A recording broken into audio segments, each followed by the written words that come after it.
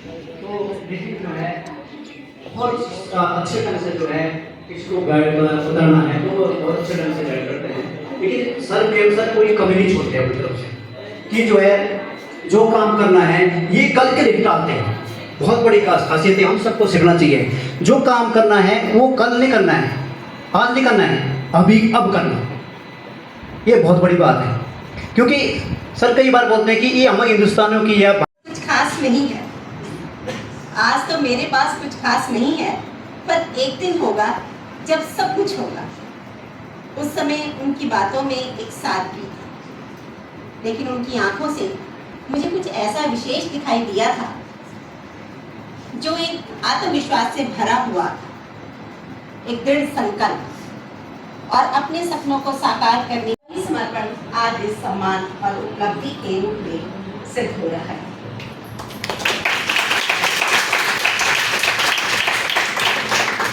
सबसे पहले आप सभी का मैं हृदय की गहराइयों से मेरे को लगता है कि एक ये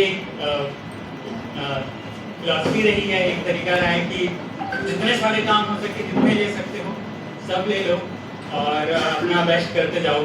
और मैं देख पा रहा हूँ कॉलेज में भी कि आप लोग भी उसके अराउंड ही कॉलेज में बहुत सारी चीज़ें हुई हैं, तो देख के मुझे बहुत प्राउड फील हो रहा है कि ये ऐसा सोचने का तरीका बहुत अच्छा काम करता है और बहुत प्राउड फील हो रहा है।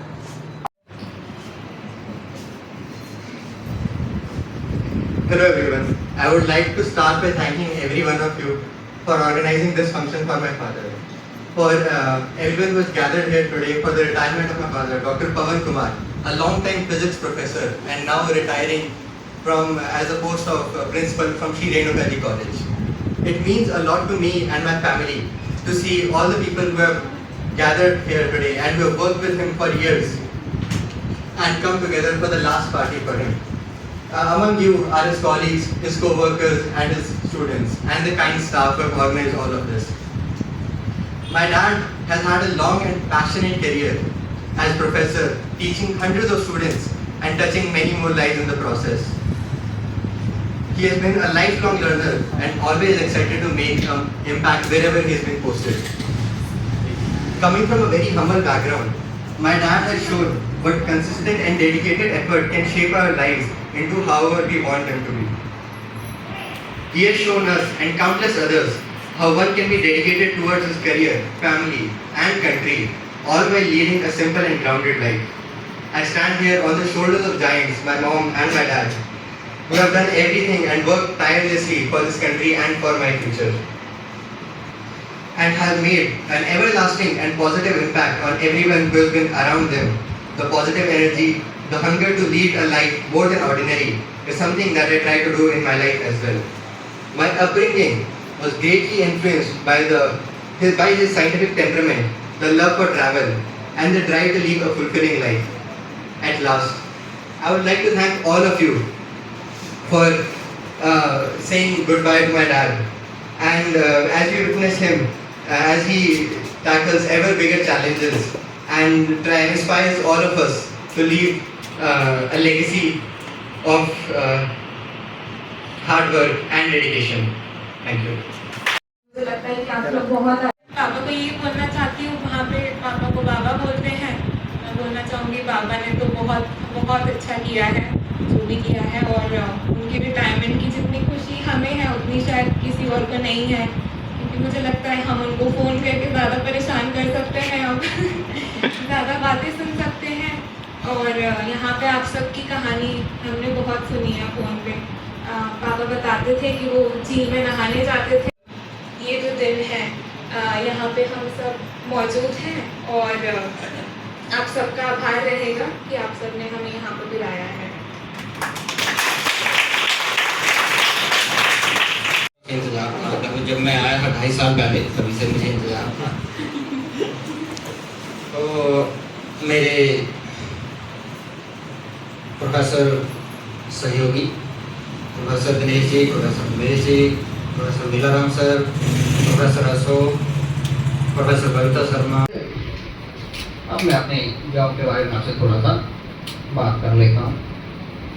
यहाँ जो है ना, मैं जब यहाँ आया तो मेरा कोई खास प्रोडक्ट नहीं बन रहा था, क्योंकि हिस्ट्री, पॉलिटिकल साइंस, इकोनॉमिक्स, ये जो सब्जेक्ट्स थे, कॉमर्स, मेरा नॉर्मली कोई नाता इनसे नहीं रहा, एक्सेप्ट इससे कि हिस्ट्री में मेरा पर्सनली बहुत इंटरेस्ट है, पॉलिटिकल साइंस में इंटरेस्ट है, कॉमर्स में इंटरेस्ट है, कोई ऐसा सब्जेक्ट नहीं जिसमें मेरा इंटरेस्ट नहीं है। और मैं आपको एक मजेदार बात बताऊँ, मेरे पिताजी ने मुझे, मैं 11th में फिजिक्स, केमिस्ट्री, मैथमेटिक्स पढ़ रहा था, तो मेरे पिताजी ने मेरे को इकोनॉमिक्स की बुक भी ला के दी, इकोनॉमिक्स की बुक, आप इमेजिन कर सकते हैं। और मेरे पिताजी बोला करते थे कि हर बंदे को साइकोलॉजी, लॉ और कोई लैंग्वेज बहुत अच्छे से आनी चाहिए, जीवन अच्छे से जीना है। तो साइकोलॉजी, लॉ और कोई लैंग्वेज आपको बहुत अच्छे से आनी चाहिए, तभी आपका जीवन अच्छा हो सकता है, नहीं तो हो ही नहीं सकता। हालांकि यदि पैसा कमाना है तो हर बंदे को, हर स्टूडेंट को मैथमेटिक्स और एक लैंग्वेज बहुत अच्छे से आनी चाहिए, इसके बिना भी आप अच्छा पैसा नहीं कमा सकते। अब मेरा सब्जेक्ट फिजिक्स रहा, तो मैंने फिजिक्स में बहुत अच्छे से, जितनी ईमानदारी आप सोच सकते हैं, मैंने उतनी ईमानदारी से काम। और मेरा कितना भरोसा है फिजिक्स पे, अभी भी आप इस बात का सबूत दिया है कि मेरे दोनों बच्चे ने वैसे फिजिक्स किया है। ये चाहते तो केवल इंजीनियरिंग भी कर सकते थे, इंजीनियरिंग से अपना काम चला सकते थे, लेकिन मैंने बोला भी नहीं, तो फिजिक्स भी करो। और इन दोनों ने फिजिक्स करी, दोनों ने दो डिग्री करी है, MSc physics plus BTech electronics. तो बाकी मैंने काफ़ी सारा, मुझे फिजिक्स ने पे बैक भी किया, ऐसा नहीं हुआ कि मैंने फिजिक्स करी तो फिजिक्स ने मुझे नहीं दिया, नहीं, मुझे बहुत दिया। और फिजिक्स की वजह से फॉरेन भी गया, फिजिक्स की वजह से मैंने अपने कॉलेज के स्टूडेंट के, तो उनकी प्रोग्रेस में पार्टिसिपेट कर पाया, वो बहुत आगे भी बढ़े, और इवन वो अभी तक भी बहुत अच्छे से याद करते हैं। क्योंकि मैं केवल क्लासरूम तक ही नहीं रहता था, मैं क्लासरूम से बाहर भी बहुत सारी एक्टिविटी करता रहता था, कितना। अब आते हैं जरा दूसरे वाली तरफ, जब मैं यहाँ आया तो मुझे सच बताऊँ तो इस कॉलेज में आके जैसे मैंने एंट्री करी तो बहुत अजीब सा महसूस हुआ, अच्छा नहीं महसूस हुआ। जैसे मैंने सीढ़ियाँ चढ़ी तो बहुत बैठ और अंधेरा, और मैं जहाँ से आया था तो मैंने पूरी उम्र फिजिक्स पढ़ाई, तो हमारे पास अच्छी लैब होती थी, अच्छा रूम होता था, टीचर्स का बहुत बढ़िया रहता था, कभी कोई कमी नहीं हुई हमें, मतलब कभी ऐसा नहीं लगा कि हम अच्छे। यहाँ तो मुझे बहुत बेकार समझ हुआ, लेकिन जैसे ही मैं ऑफिस में गया, चल बैठने लायक तो है। और मैं फरवरी में आया था, तो उसके बाद जैसे जैसे भी गर्मी बढ़ने लगी तो मुश्किल। फिर हमारे सुब्रत साहब को मैंने बोला, भाई आप कैसी गर्मी झेल रहे हो, है ना, ये बीमार भी रहते थे, गर्मी कैसे झेल रहे हैं? तो मैंने बोल रहा बस झेल रहे हैं, पंखे से काम चला रहे। तो फिर इन्होंने बोला कि ये हमारे सुब्रत साहब जो नेटवर्किंग में माल हैं, तो उन्होंने बोला कि हम AC का इंतजाम कर सकते हैं। हालांकि मुझे भरोसा नहीं हुआ कि बात कहाँ से AC ले आए, कोई AC कहाँ से आ सकता है। तो लेकिन बस मुझे नहीं लगता महीना भी लगा और हमारे कॉलेज में प्रिंसिपल ऑफिस में और उधर AC आ गया। वैसे मैं पूरी बात आपको नहीं बता रहा, उससे पहले, क्योंकि जब फरवरी में आया था तो मार्च 31 मार्च को क्लोज होता, उससे पहले 2 कूलर हमने ले लिए होते, यानी कि ऑफिस के लिए भी और प्रिंसिपल। जैसे ही हमारे पास AC आए तो 2 कूलर जाओ, एक स्टाफ में चला गया और एक नॉन टीचिंग के लिए चला। तो कहने का मतलब आज की डेट में प्रिंसिपल हो, ऑफिस हो, टीचर्स हो, सबके पास ठंडा होने का कुछ ना कुछ प्रोग्राम है, गर्मी अच्छे से निकल जाती है। फिर ये तो हुई इतनी बात। अब थोड़ा आगे लाइब्रेरी थी हमारे पास, तो भाई लाइब्रेरी में किताबें जो हैं, लाइब्रेरी का बहुत बुरा हाल था, बहुत ही बुरा, मतलब आंखें बंद करने को मन करता था। तो पहले तो उसमें वही टाइमिंग हुई, तो थोड़ा बैठने लायक था। हालांकि हमारे जो लाइब्रेरियन साहब थे बोले पैसे क्यों खर्च कर रहे हो, यहाँ बताइए लिखता है क्यों करा रहे हो। मैंने बोला भाई ये ऐसा क्यों कहना कि आपके 2 साल कटे, 3 साल कटे, लेकिन इसकी अच्छे से टाइमिंग कराओ बढ़िया से। फिर आ गई तो किताबें बिक्री हुई थी। फिर इस साल फिर हमने जो है उसके लिए 4-5 अलमीरा का इंतजाम करवाया ना, वो वहाँ बैठने की अच्छी जगह होती। फिर मुझे लगता था एक बात और कि हमारे टीचर जो हैं उनके पास चेयर तो हैं, लेकिन बहुत अच्छे वाला बढ़िया नहीं है। मुझे लगता है प्रोफेसर को बहुत अच्छा महसूस होना चाहिए, पर प्रिंसिपल से बैठ महसूस होना चाहिए क्या मैं प्रोफेसर और मेरी लाइफ बहुत अच्छी है, मेरा काम बहुत अच्छा है, तभी स्टूडेंट को अच्छे से पढ़ा सकता। तो मैंने उनको बोला भी आपके लिए कुछ सोफा लेके आएंगे, कुछ करेंगे। तो अभी तक तो लग रहा था पता नहीं हो पाएगा कि नहीं हो पाएगा कि, लेकिन अभी मैंने सुब्रत साहब को बोला कि भाई कुछ कर। तो फिर हमारे जो कॉलेज में कोई फंक्शन नहीं था, एथलेटिक मीट नहीं थी, एनुअल प्राइजेशन फंक्शन नहीं था, मैगजीन पब्लिश नहीं होती थी, हमारे बच्चे इधर उधर नहीं जाते थे। तो मुझे नहीं लगता कोई एक्टिविटी, फिजिकल एजुकेशन का कोई टीचर था, मैं भी ग्राउंड में खड़ा हुआ था, मैं भी वो कंपनी जो खो के पोल होते हैं उनके गाड़ने के लिए मैं भी वहाँ खड़ा होता था। अशोक सर के पास हमारा स्पोर्ट्स वो था चार, तो ये भी कोशिश करते थे, लेकिन मैं भी वहाँ खड़ा होता था। कभी स्पोर्ट्स ग्राउंड में खड़ा नहीं हुआ इस वजह से, लेकिन मैं भी वहाँ खड़ा हुआ। और हमारे बच्चों ने जहाँ भी गए अच्छा ही किया, बहुत अच्छा किया। कल एक लड़की आई और जो पास आउट हो चुकी है और मुझे बोले कि आप पहले नहीं आए, मैं सेकंड ईयर में थी जब आप आए थे, तो यदि आप फर्स्ट ईयर में आते तो बहुत अच्छा। तो कभी कभी मुझे ऐसे भी स्टूडेंट बोलते हैं जिनको लगता है कि हम पास आउट हो गए, आप पहले आते तो ज़्यादा अच्छा, हम भी इधर उधर खेलने जाते, कोई एक्टिविटी में पार्टिसिपेट करते। लेकिन भगवान ने जब मुझे भेजना तभी भेजा, जितना मेरा काम था उतना लिया, अब मैं जा रहा हूँ। तो ये तो हमारे कॉलेज के बारे में अनुभव आप सभी के साथ साझा करना चाहूँगी। शुरुआत इसी अनुभव के साथ करूँगी। डॉक्टर पवन शर्मा जी से जब मैं पहली बार मिली थी तो उन्होंने बहुत ही जिम्मेदारी और संजीदगी के साथ मुझसे कहा था, ये पहली मुलाकात की बात है, मुझसे ये बात कही थी कि आज तो मेरे मेरा जी देखना। थैंक यू वेरी मच, सबका बहुत बहुत धन्यवाद।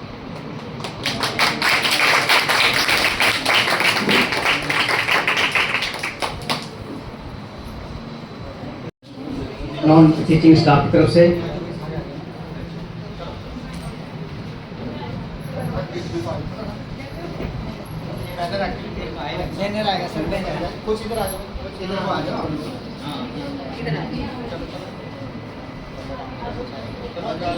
हाँ, ठीक है।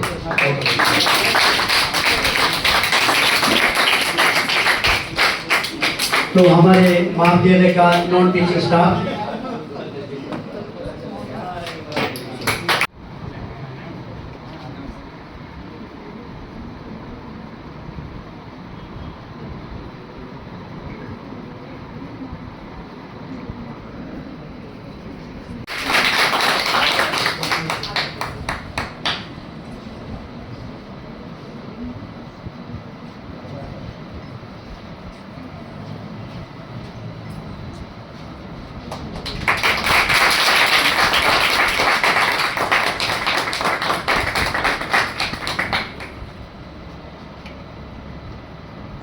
चलो आप भी जाओ। हाँ, सब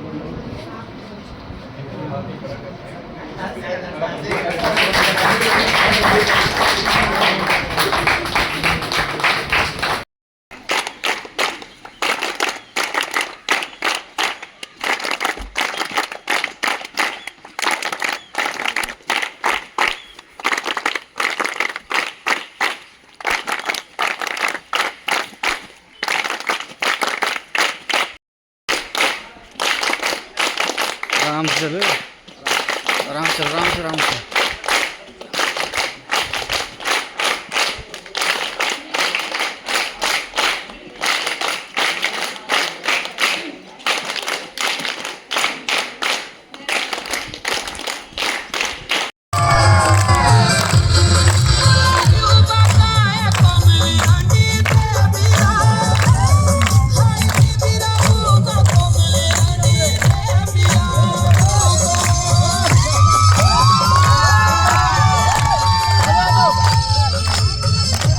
करना।